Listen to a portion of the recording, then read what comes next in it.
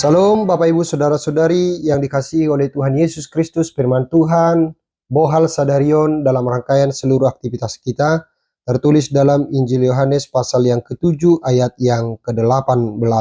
Demikian. Barang siapa berkata-kata dari dirinya sendiri, ia mencari hormat bagi dirinya sendiri. Tetapi barang siapa mencari hormat bagi Dia yang mengutusnya, ia benar dan tidak ada ketidakbenaran padanya. Demikian firman Tuhan. Saudara-saudari, ada satu ungkapan dalam bahasa Batak, sisogo do halak, sidok nasitong manang natikos. Orang biasanya tidak terlalu menyukai kata-kata yang benar, kata-kata yang jujur. Tapi orang lebih suka mendengar kata-kata yang mengenakan telinganya meskipun itu tidak satu kebenaran ataupun kejujuran. Hal yang demikian juga lah yang dialami oleh Yesus dalam misinya di tengah-tengah dunia ini. Yesus adalah firman Allah yang menjadi daging, lalu di dalam pengajarannya di tengah-tengah dunia ini, di dalam khotbah-khotbahnya, orang begitu tertarik karena mereka mendengar satu kebenaran. Mereka mendengar satu hal yang betul-betul menjadi sumber dari Allah itu sendiri. Namun hal itu tidak serta-merta menjadi kesukaan bagi semua orang, termasuk bagi orang Farisi dan ahli-ahli Taurat. Mereka merasa tersaingi, mereka merasa kehilangan pamor karena selama ini bahwa orang Farisi, ahli-ahli Taurat lah yang selalu didengar dalam pengajarannya, dalam khotbah-khotbahnya. Tapi dengan kedatangan Yesus dalam ajaran yang benar itu, akhirnya mereka seolah-olah telah kehilangan pamor. Itulah makanya dalam diri mereka ada iri hati, ada rasa sirik, sehingga mereka berusaha mencari cara bagaimana membunuh Yesus supaya pengajarannya dihentikan. Dan mereka mengacu kepada apa yang diajarkan dalam Taurat supaya peradilan tidak memprosesnya, tapi hanya mengacu kepada Taurat, lalu mereka akan membunuh Yesus.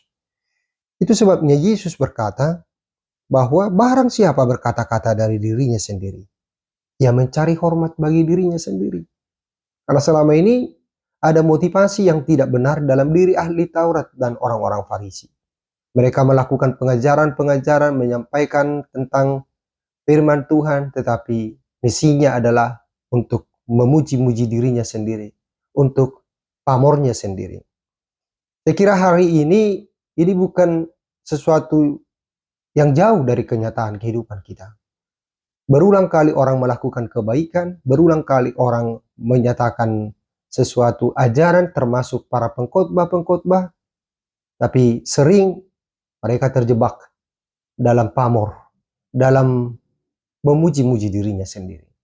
Karena itu Yesus membuat sesuatu yang benar, bahwa jikapun Yesus sendiri melakukan pengajaran-pengajaran yang benar itu, melakukan tanda-tanda mujizat itu, dia selalu mengatakan bahwa kuasa yang dia terima adalah kuasa dari Bapaknya. Artinya dia memberi keteladanan bagi kita, dia tidak mengklaim dirinya sendiri.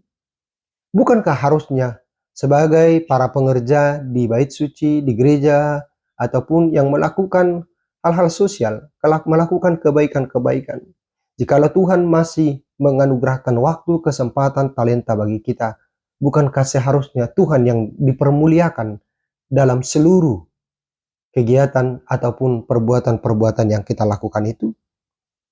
Lalu Yesus juga berkata, barang siapa mencari hormat bagi Dia yang mengutusnya, ia benar dan tidak ada ketidakbenaran padanya.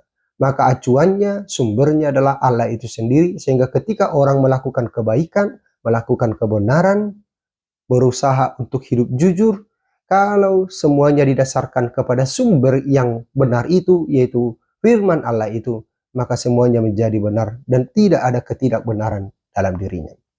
Karena itu apa yang mau disampaikan firman ini kepada kita? Yang pertama adalah supaya kita terus berjuang untuk melakukan sesuatu yang benar. Walaupun tidak mudah, tapi kita harus melakukannya karena kita adalah milik Allah, sang kebenaran itu. Yang kedua, jangan pernah ragu ataupun jangan menjadi kompromi dengan segala yang jahat.